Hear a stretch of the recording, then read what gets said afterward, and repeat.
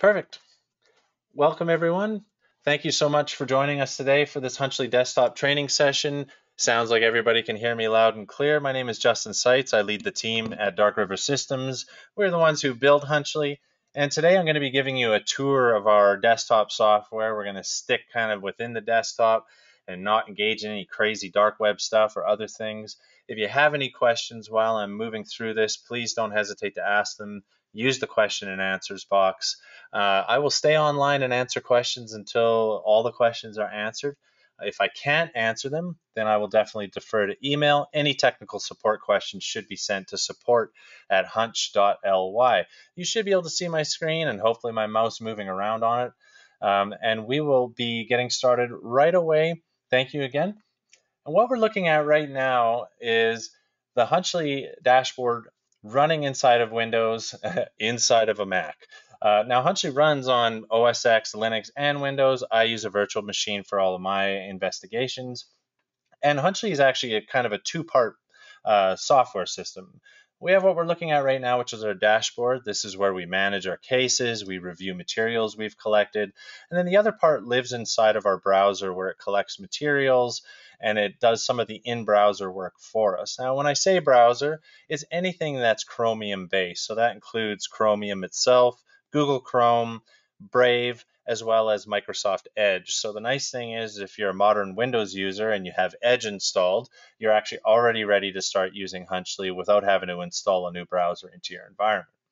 So to get started, the core fundamental thing about Hunchley is that it just follows you around and preserves every web page that you're looking at while you're doing your investigative work.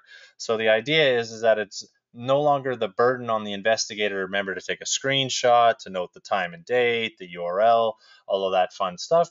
Hunchley does all of that for you behind the scenes so you can just do your work. And to get going with Hunchley, if you've never used it before and you just need to start doing your investigative work, it's actually only about 5 minutes of training. The other 55 minutes is me showing you some of the useful tools that we have built in. So to get started, the first thing we always want to do is create a new case for our investigation. So we do this by clicking the Add Case button, and we select New Case. Now for our demos, we always investigate me just for maximum embarrassment. So I'm going to put in a new case called Justin Seitz. Cool. And that's it. That's literally all the dashboard training that you need. Create a new case. That's it. We can actually minimize this, and we can open our browser, which apparently has just been updated. Great. Now, if I call your attention up here to the right-hand side, the top right, we have this Hunchley 2.0 icon in your Chrome extensions. If you don't see it here, this funky new feature in Chrome rolled out a while ago. You might have something like this, just a puzzle piece. And all that you need to do is click this little pin. Okay, that's going to keep Hunchley right up here for you. So this is what I do in my investigative VMs. And when you click on the extension itself, you're presented with this little drop down. Now, there's really only two mouse clicks that you need here. The first is this capture switch. So currently you can see Hunchley's kind of gray and angry looking, much like myself. And that's telling you that the capture system is turned off. It's not going to be capturing pages as you browse. And when you flip the switch on, you're going to see the extension light up. You'll note that this all lights up kind of green. And that means you're ready to go out and start doing your investigative work. Okay? Now, the next mouse click is simply picking the right case. That's it. Now, don't freak out if you actually store a bunch of materials in the wrong case. You can move them later on in the dashboard. But these are kind of the first couple of mouse clicks that you want to do. Anytime I fire up my VM and jump into my investigation, this is the first thing I do. Capture's on. I got the right case. And now I'm ready to go. So that's literally it. That's all you need to know on how to get started with Hunchley. Create a new case with a couple of clicks. Fire up the extension and select the right case. Couple more clicks. And you can actually start your investigative work. So I'm going to head to google.com, not Google, Google. There we go. Perfect. And I've actually just trained you on evidence capture with Hunchley. So that's all that is required. We browse to a URL. Hunchley has detected that you've browsed to a new URL. Behind the scenes, it's captured this page, hashed it, timestamped it, and stored it on disk permanently. So now, whatever Google looks like right now in this moment, I have a copy of it, just like the Wayback Machine, forever. As long as that file lives on my hard drive, I'm going to have a copy of what Google looked like at this moment. But Google's not totally useful like this, so let's do a Google for me. It looks like all I've been tweeting out are my morning coffees. It's been a busy week. So here we can see a bunch of text, images, all these search results. We've got some stuff there. And of course, that's not me with the torso tension as much as I wish it was. Perfect. Now, the cool thing with Hunchley is that it's not taking a screenshot, right? So it's actually capturing all of this text, preserving the links, capturing all of the images, and stuffing it all in one file, in an MHTML file. And this is really nice because when we want to come back and view this again, it's great because particularly with search results or with social media that includes links, it means that the links stay active for you so that you can click on them and see where they take you, as opposed to a screenshot where it's just a picture. So you don't know where this points or where this points. But the great thing is with MHTML, you always will. All right. So if we head back to our dashboard here, we're going to see that we've got some updates. We viewed a couple of pages, we've done one search, and down here in our history view, this is kind of the trail of pages that we viewed as we were browsing. So this is telling us kind of in chronological order, what did we actually browse to? Again, very useful for case review and to remind yourself of what you were working on. So if we click on one of these, this is taking us into what's called our page review screen.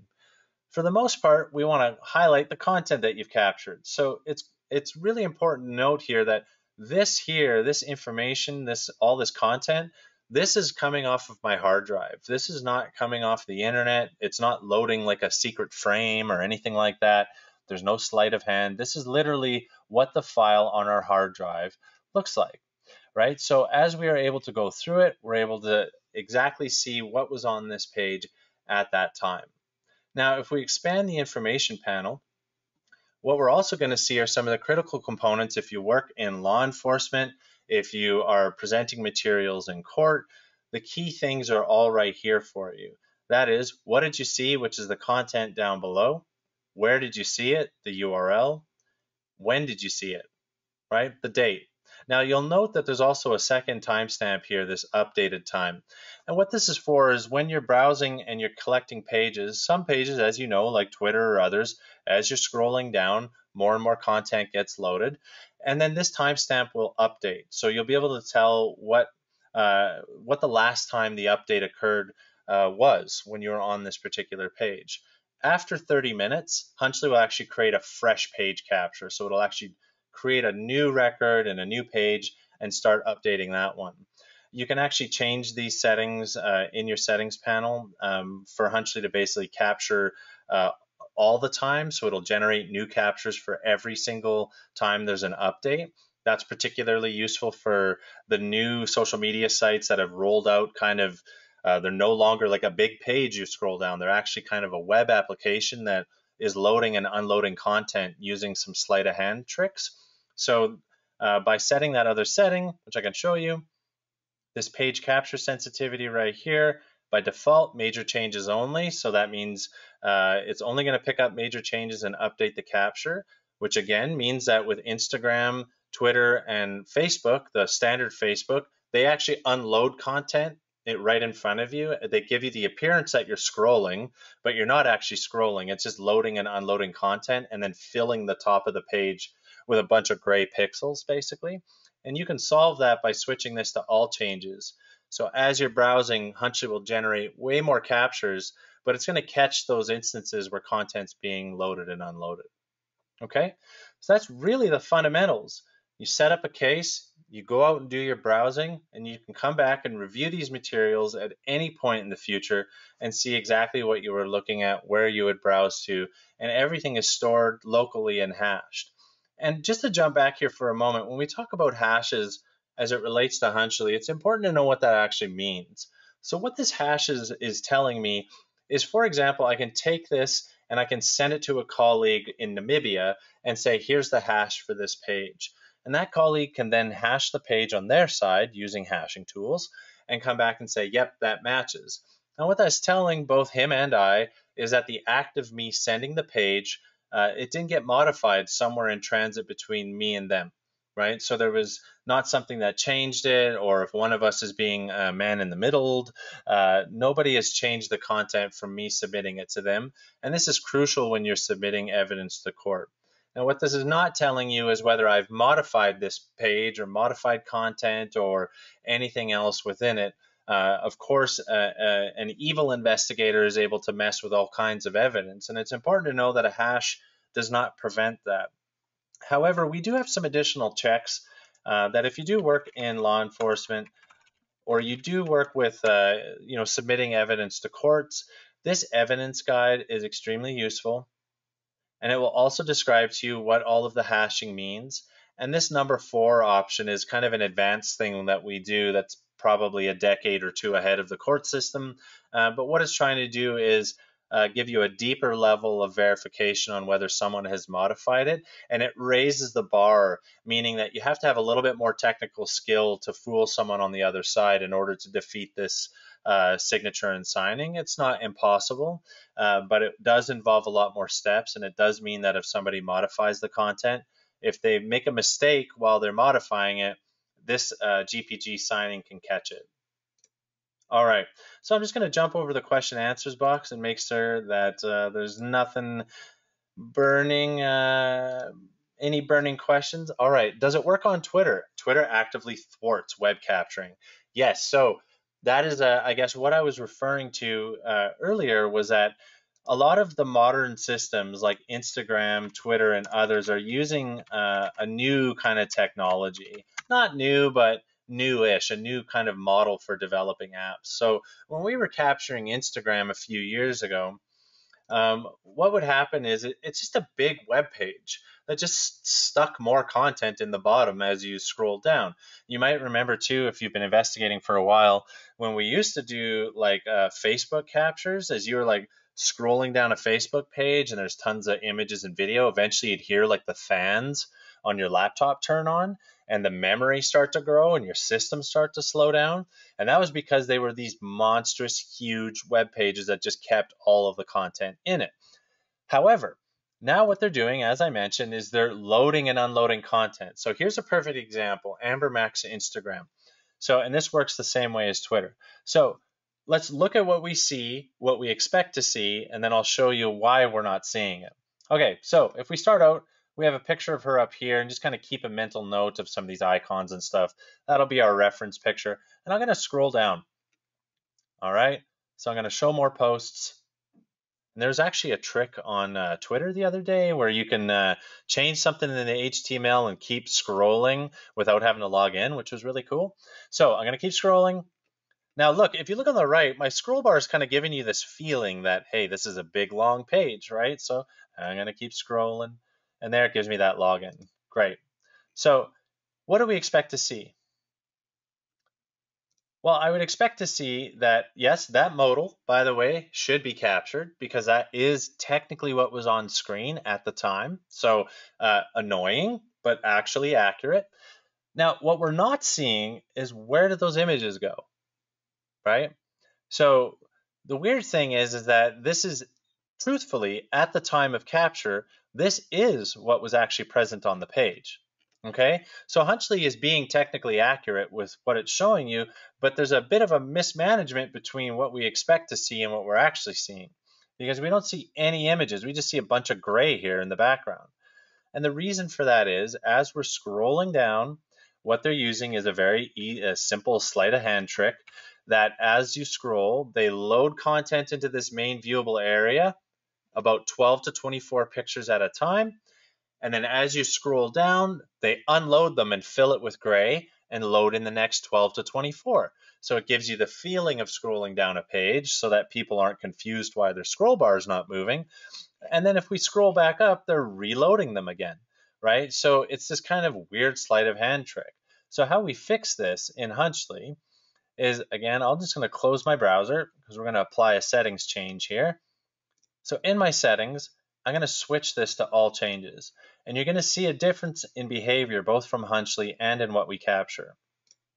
Let's go back here. Let's head back to Instagram, Amber Mac.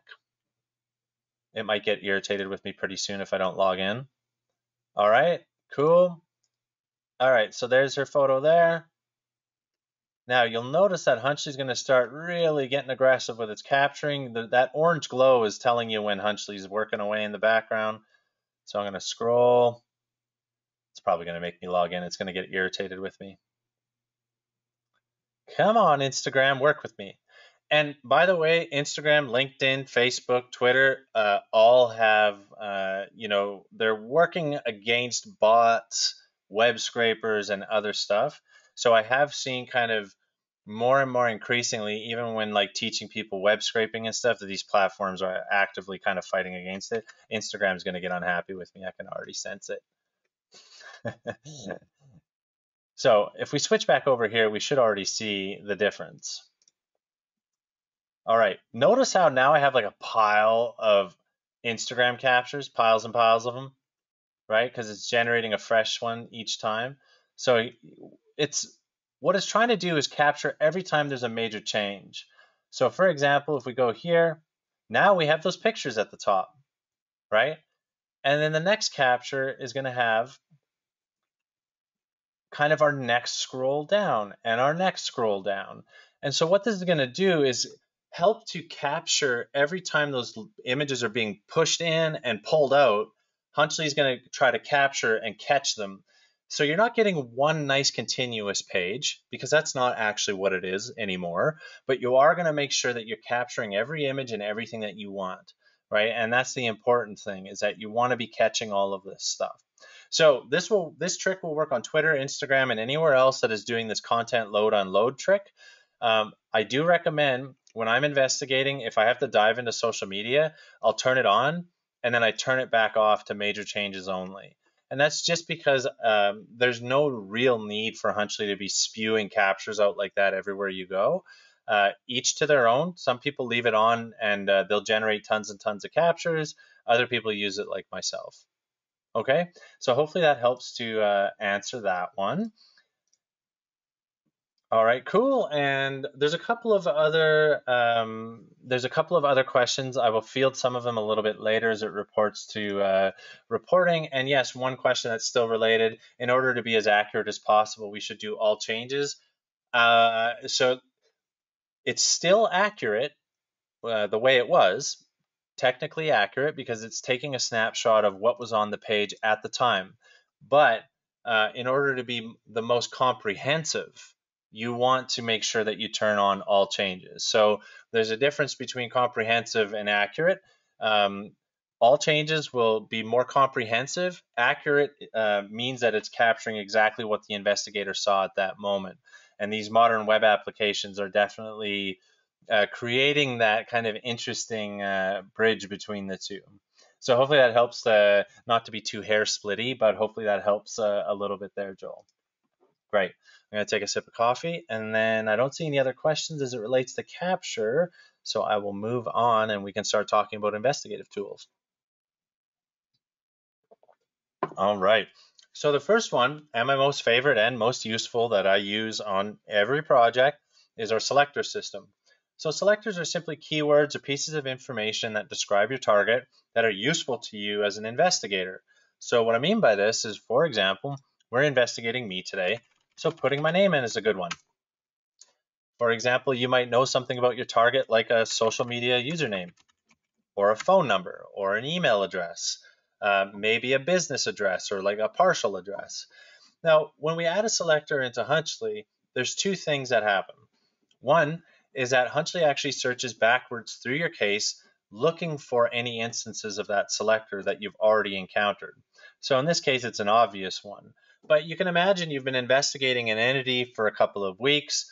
Maybe you're doing asset tracing on them, whatever the case may be. You discover a new email address. So you punch that in as a selector, and Hunchley comes back and says you have 10 hits. Well, that's going to call to attention that, hey, you've actually seen this email address before. It's not a new piece of information. You can go back and look and say, well, where else did I see that? And by simply clicking on the selector, it filters your history view so that you're able to see exactly what pages it was collected on. This is tremendously useful. Now, the other part of it that I really like is every page I capture from here on out, Hunchley is automatically scanning all of the underlying source code, looking for that selector, and will automatically mark hits for me. So it's kind of like repeatedly hitting Control F or Apple F on your keyboard to find those terms on a page, except you don't have to do it manually. Hunchley's going to do this for you in the background.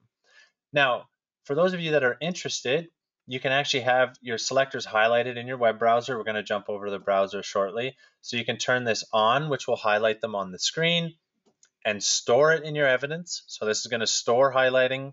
When you go and view it in your page review screen, you're going to see the highlighting. Or you can have on, remove before storing. So you'll see it in your browser, but it's removed before it's stored as evidence. So law enforcement folks, if you want to use highlighting, you want this second setting.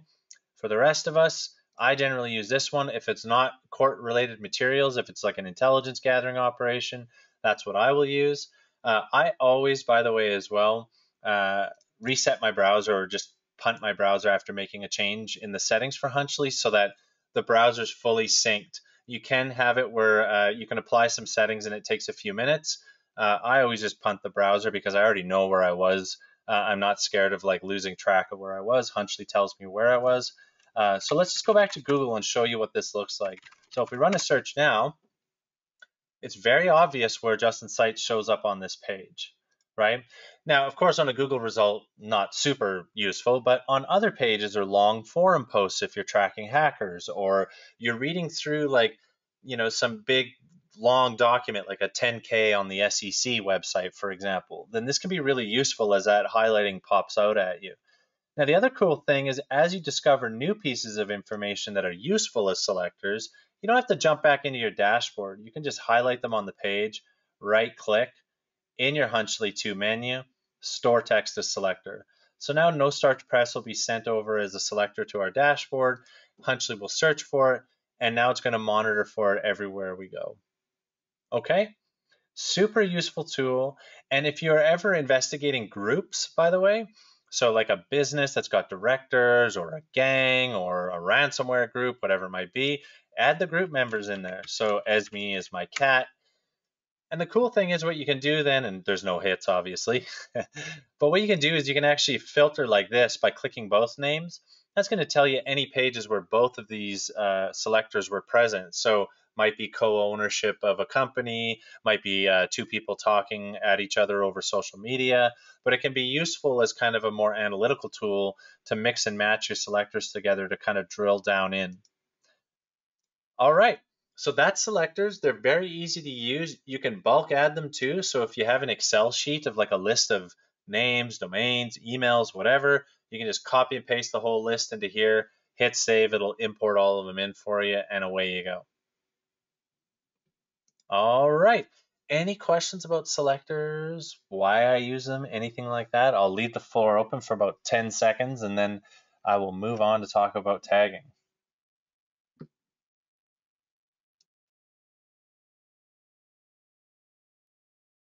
I'm not seeing any hands up or any questions coming in, so that's no problem. We'll keep trucking.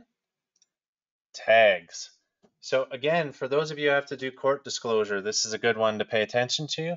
Tags are a way for you to categorize your content. It will make your life a lot easier later on if you have a complex case or anything stretching over more than 100 pages to have your content categorized for when you're doing court disclosure. Much simpler to dive into your content, and later you can see we can export content based on tags. So we can say I just want stuff that I tagged with disclosure, for example. For investigators, it's also useful just because it makes case review easier. My rule of thumb is kind of I use them when I know I'm working on something that might be a little bit longer running or a little more complex. On short runs, I tend not to because I have just a small amount of case data. So how do we set up tags? Well, you click the add button and the world is your oyster here. So you can use a broad category like social media. You can use something more specific like weapons, right?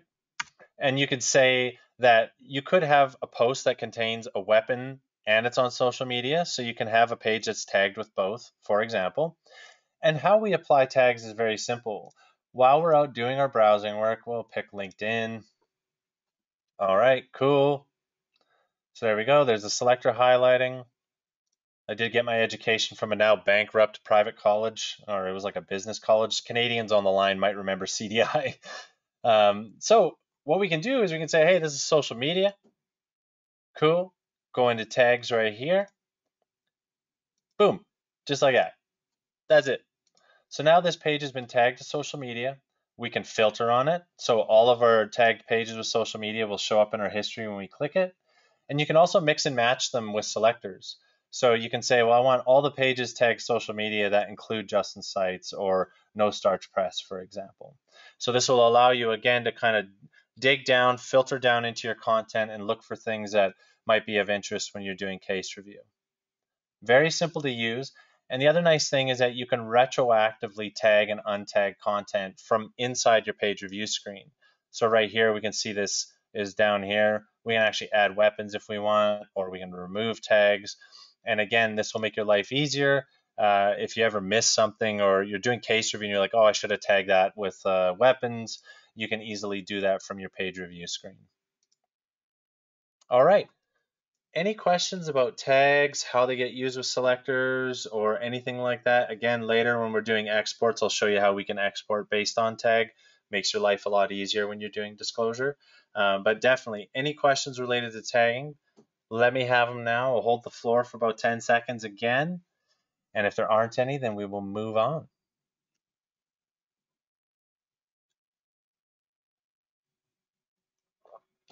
All right, doesn't look like it. Everybody's either very quiet today or you're already all asleep.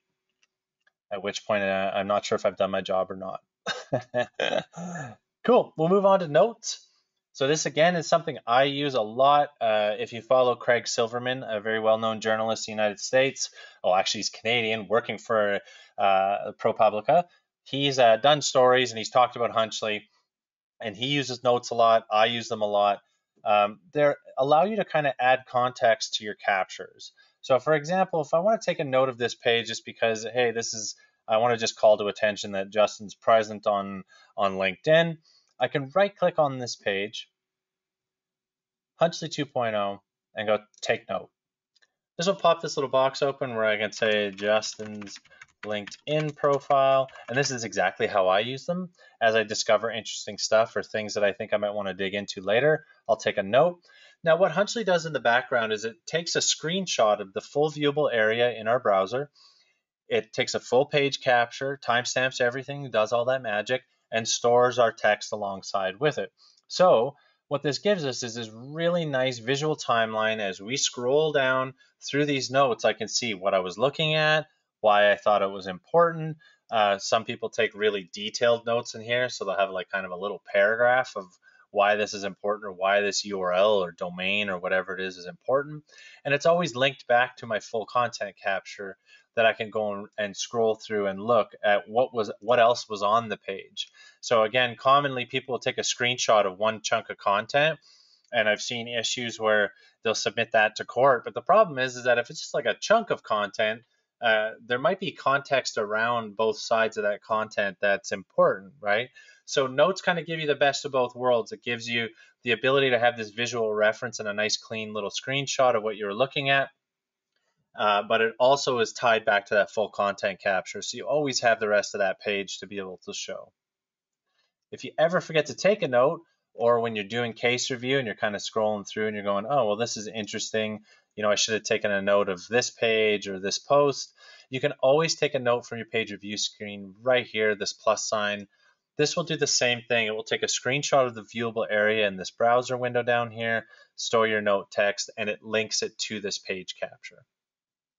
All right. I see some questions popping up, so let me jump over to those. Again, you can also export your notes to PDF as well as they get exported out with your cases. All right. Can you take the photo only off the LinkedIn page? I'm sorry, I'm not entirely sure I have that question right. Are you looking just to extract like the profile photo? Is that what you're referring to? If you can follow up, that would be great. And the next question is, can Hunchley capture video? No, Hunchley cannot capture video. It's primarily because who we call our business daddy, which is Google, who distributes our extension. Video rippers actually are pretty commonly removed from the Chrome store. You're not allowed to upload them to the Chrome store or they get removed. There's been court cases actually against tools that do video ripping. So we would love to be able to capture video and pull them off of pages for you. The problem is that it actually violates a number of terms of services at Google where the extension's sent out, and it runs the risk of us getting banned. So there are a number of tools and techniques out there in the OSINT world to extract video from YouTube and other places. There's, for example, OSINT Combine has a great post, and there's Chris Poulter right there.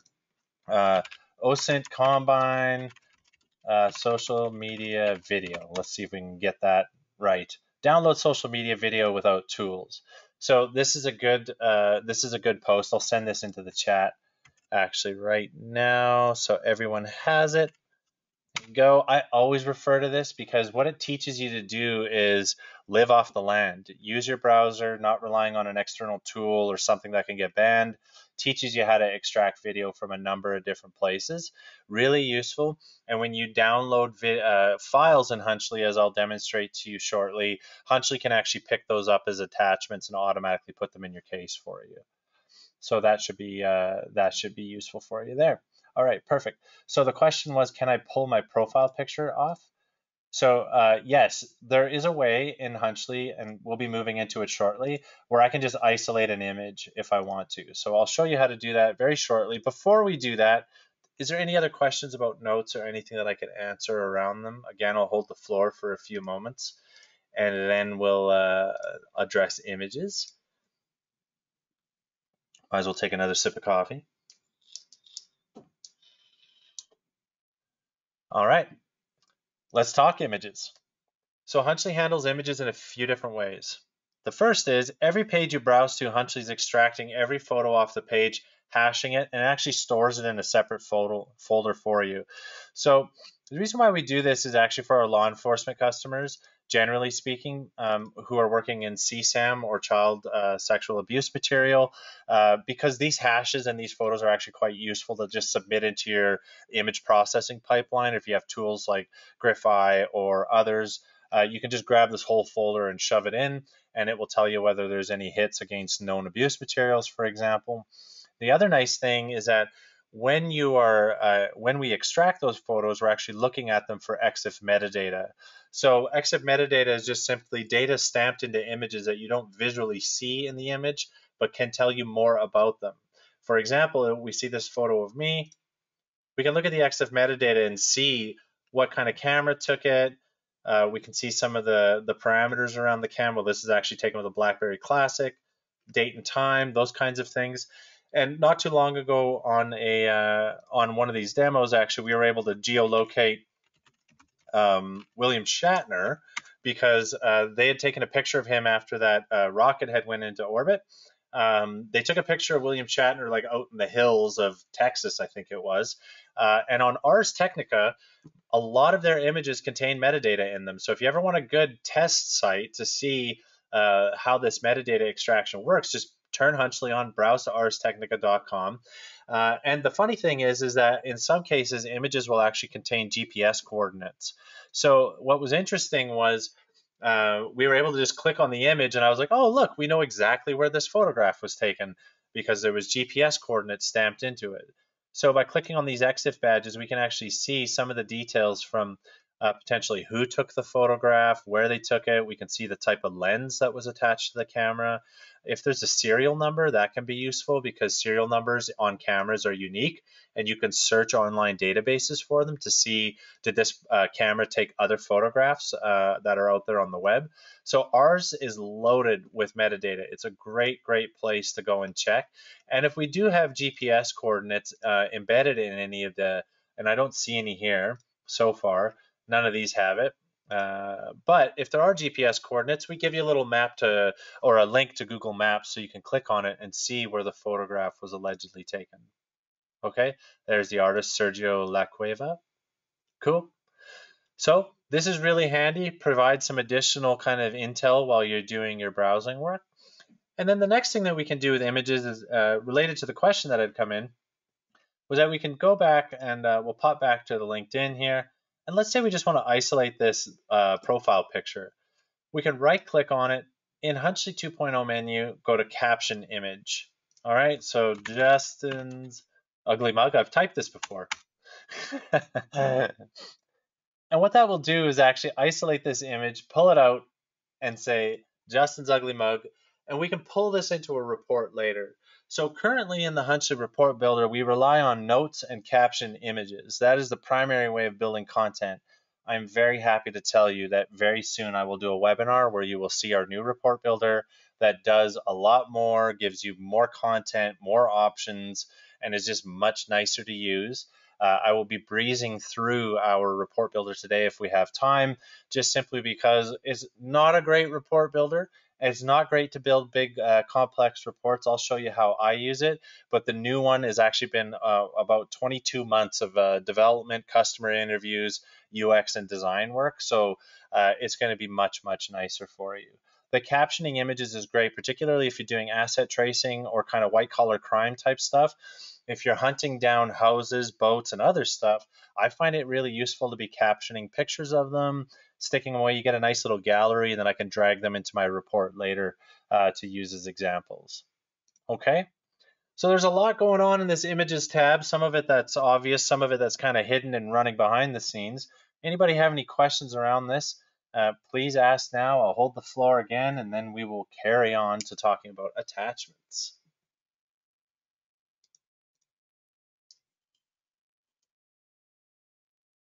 All right, no questions. Oh, I have a question coming in from a familiar name. Hey, Tim.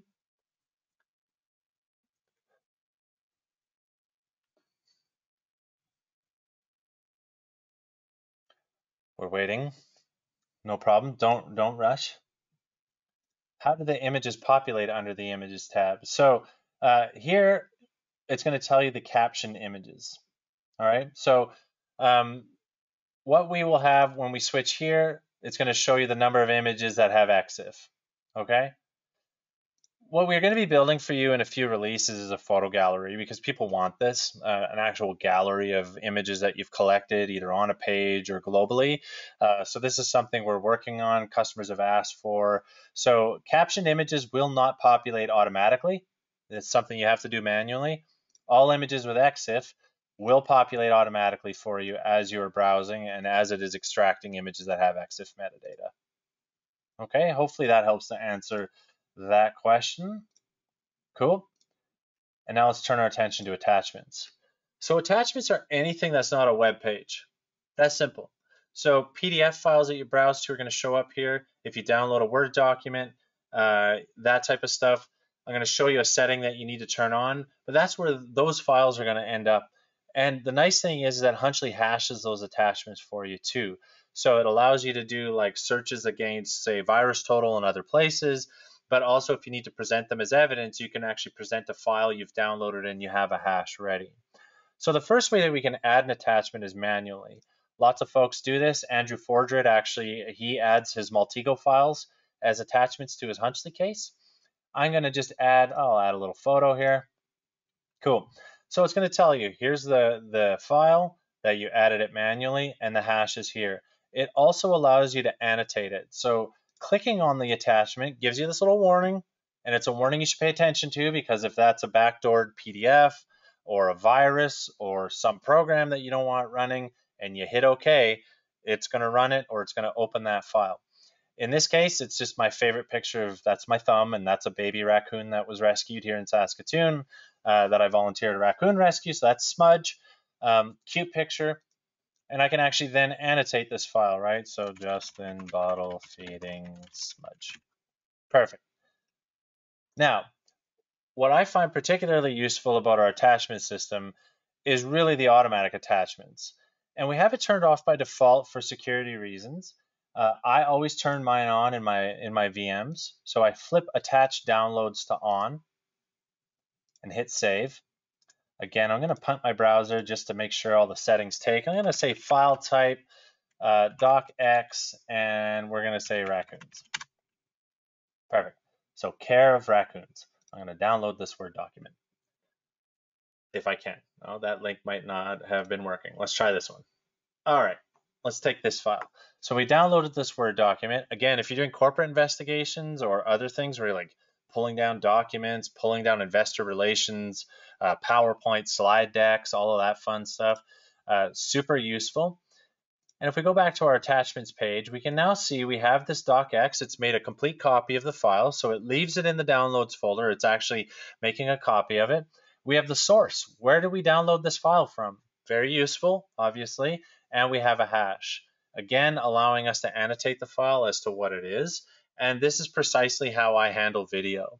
So I'll download a video, either using a tool if I have to, then I'll manually add it and then I annotate it. Or if I'm using a browser trick and I can download the file that way, then I download the file, it shows up here, and then I'll put an annotation in that, this video file was pulled from here, it does XYZ, and, has whatever content in it. And again, this is super useful for me because often my investigations is not just browsing the web pages, right? It's not just that. There's PDF files and filings and all kinds of fun stuff that I'm encountering. So that's where your attachments will show up. That's where your PDFs will show up as well.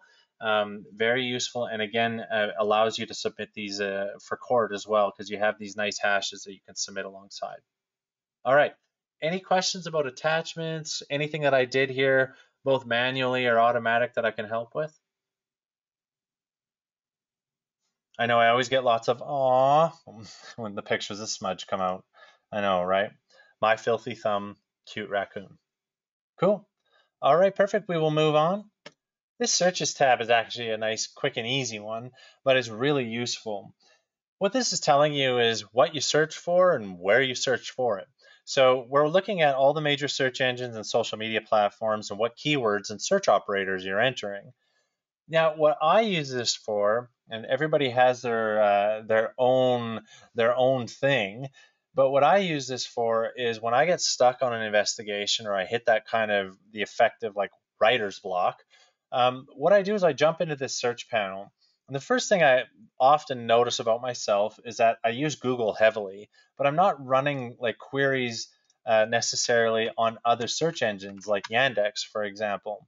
So the thing is that by running the same keywords in multiple search engines, you're going to get much better coverage because Yandex and Google have different algorithms that they use for scoring content, right?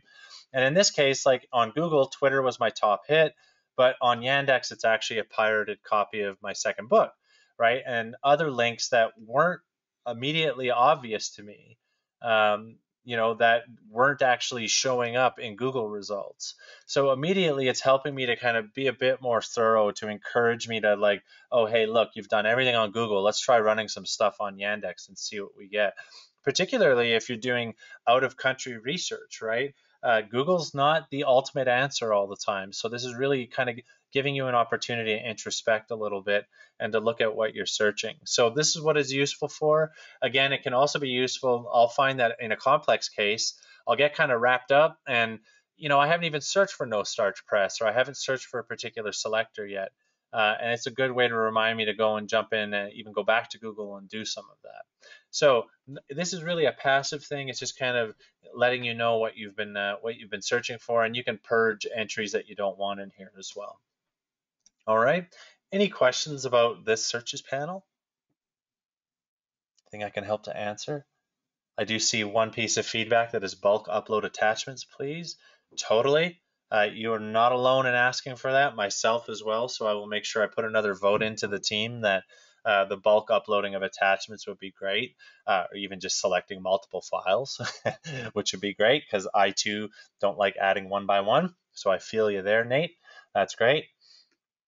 All right, no questions. Perfect. I will carry on and we can talk about the data tab.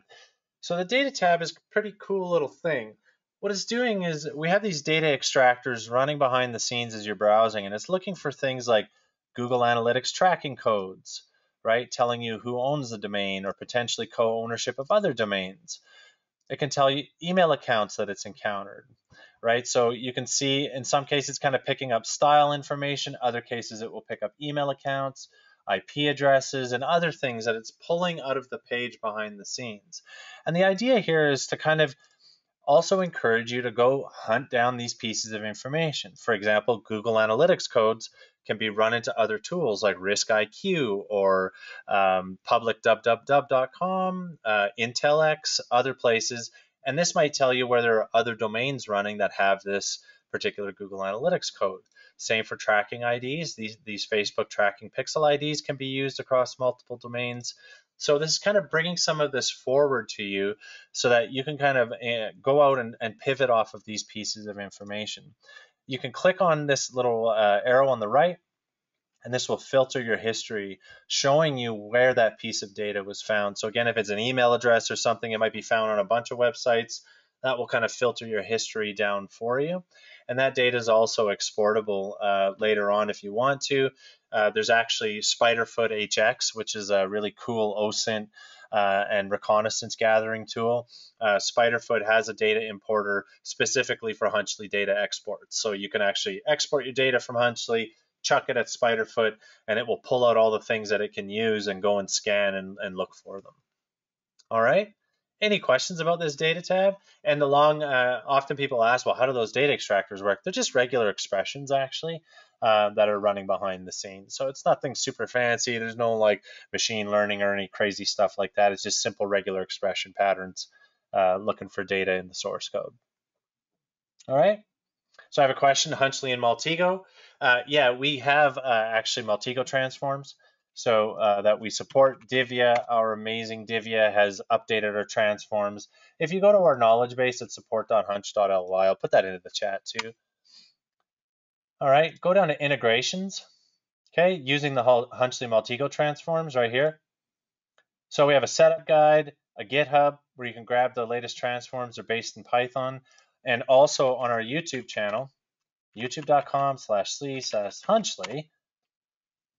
In here, we have a couple of videos. So Multigo Magic with Andrew Fordred. So that's Hunchley and Multigo in an advanced way. And then I do a beginner one. So how to go from nothing to Multigo, Python, Hunchley, transforms all working together, how you can yank data from your Hunchley cases into Multigo and start to pivot off of them as well. So our videos are up there, much like this video today will be put as well. I'll drop that into the chat so you have it, hunting for it. There you go. So if you have interest in Multigo and Hunchley, you can definitely check that out there. All right, cool. No other questions? Awesome. Thanks, Mary. Great.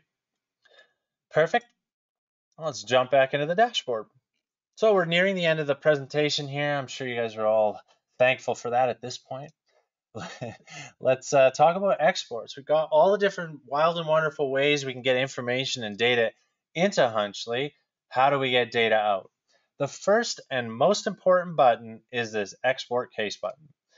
What this is going to do is it's going to dump out your entire case to a zip file. And this zip file can now be put on your backup server. It can be sent to a colleague and they can import it back into Hunchley. So how we import a case back in is import case. We can create a new case or we can merge it with an existing case, pick the zip file, hit import. It's going to bring that whole case back. Your dashboard's going to get refilled as if it was day one, and you'll be off to the races again. Or, of course, it's super useful if you have a colleague, they can send you their case, you can import it, and you can go through all of their materials. Now, the other nice thing is that the zip file itself is its own kind of standalone useful little tool. So I'm going to extract this. On Windows, you're going to want to right click and go extract all. On Mac OS X, you can just double click it and it'll punch that zip file open for you. We'll wait for a second here. Cool.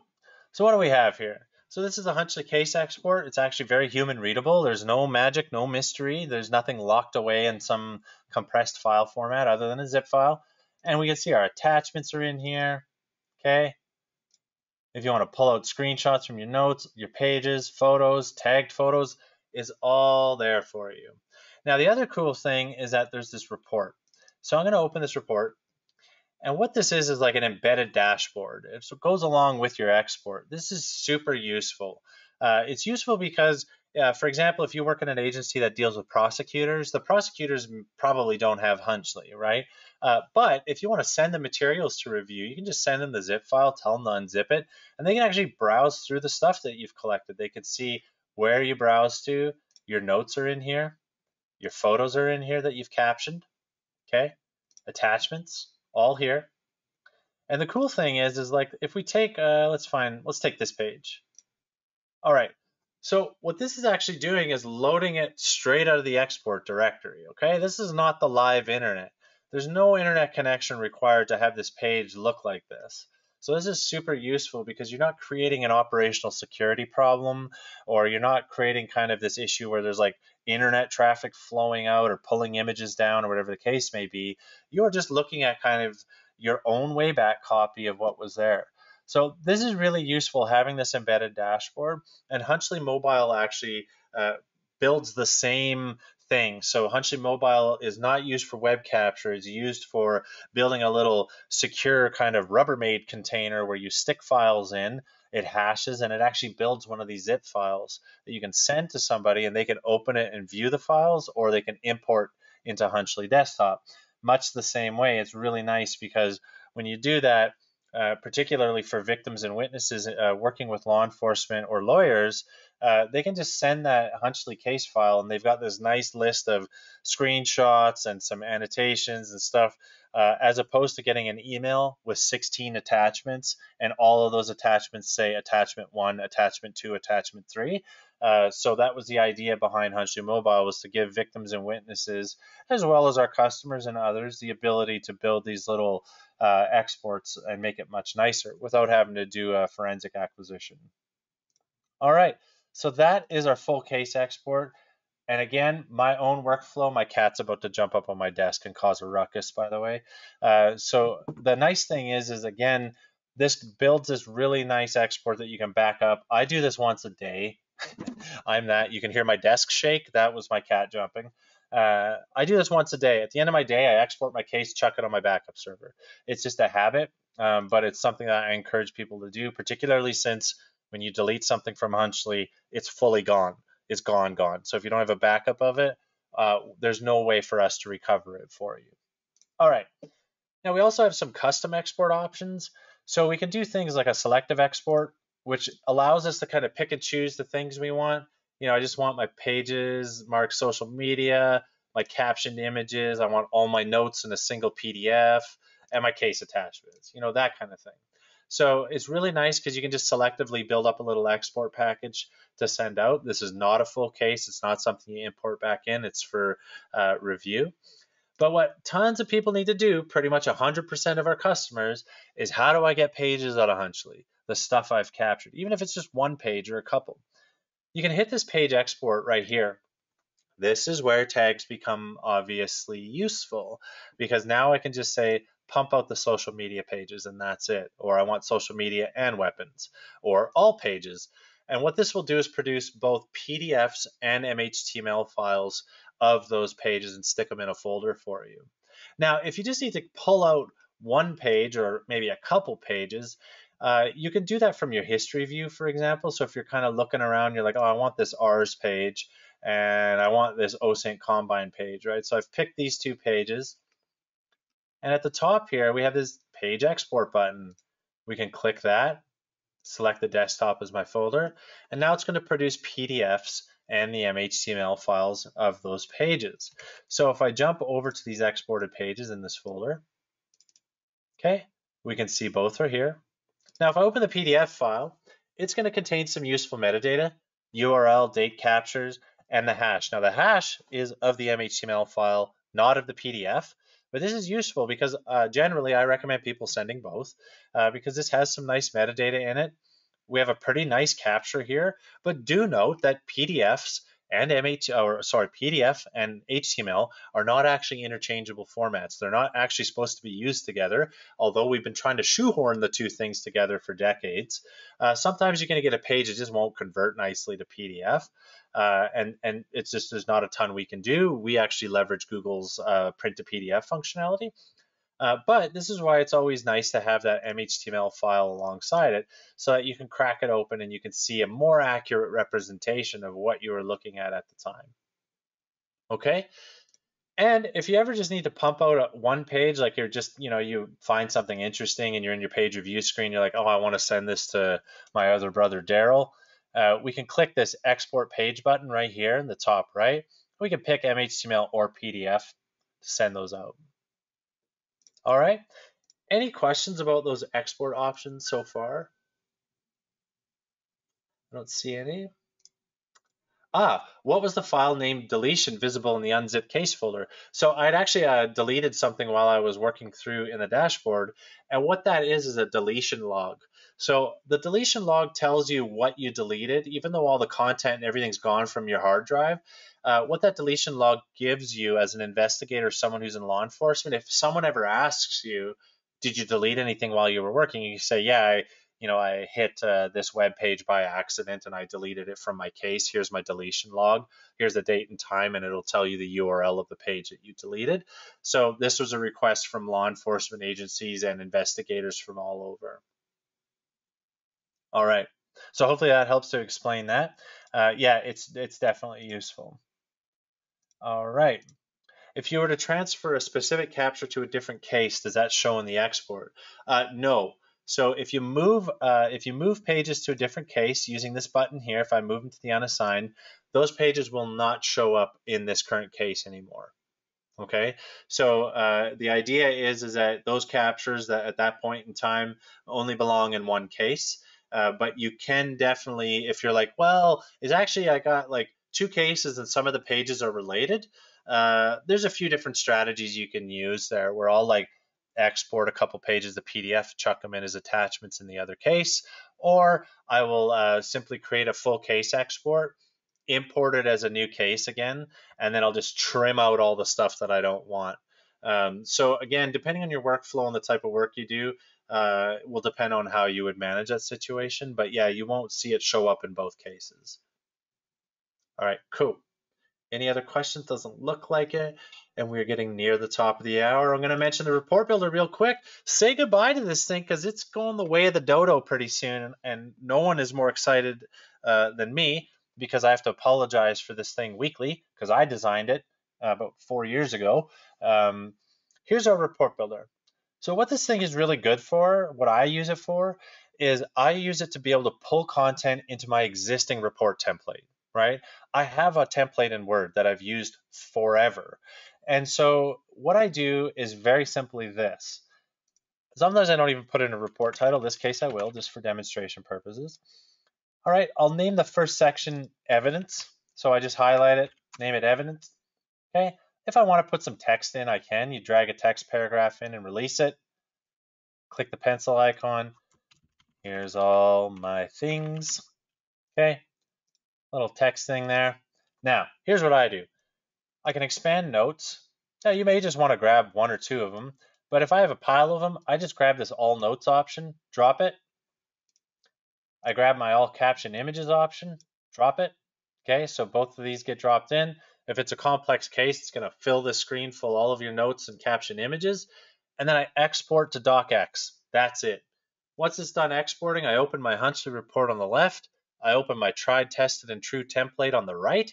And then I'm pulling notes and caption images from my Hunchley report into my regular investigative report. What the new report builder is going to give you is a much more intuitive interface to build up more of a report, get you much closer to the finish line than simply pumping out a document like this. Now, the other use case where I've used a report builder in the past is when I just need to whip up like one quick hit or like somebody needs something real quick, and then I'll just like have a couple little notes, bit of text, shoot it out to PDF, hit export. That. Okay. Oh, there it is. I was like, oh, where did I send that? All right. And that gives you this little PDF file. So we got the case name, when I prepared it, table of contents, right? And I can go down here and I can see the stuff that was interesting. There's my note. There's my here's all my things text at the top. And again, this is kind of locked into the PDF. And generally speaking, depending on the thing that you're working on, you may or may not need all this information. So that's where having that Word document export's really useful, where you can kind of pick and choose the stuff that you need in there, remove things along the way. Okay, so again, the report builder is really easy for what I've shown here. If you need to build up a multi-section complex report, use Microsoft Word, dump it into a document like I showed you here. For quick hits, it's very easy. And also, as I will be showing you a new report builder very soon, we do have settings for reporting. So if you do want to include your organization name, your logo, a document classification, so classified, or top secret, or confidential. Whatever you put in that classification box is going to stamp in the top and the bottom of every page that gets produced. Okay, cool.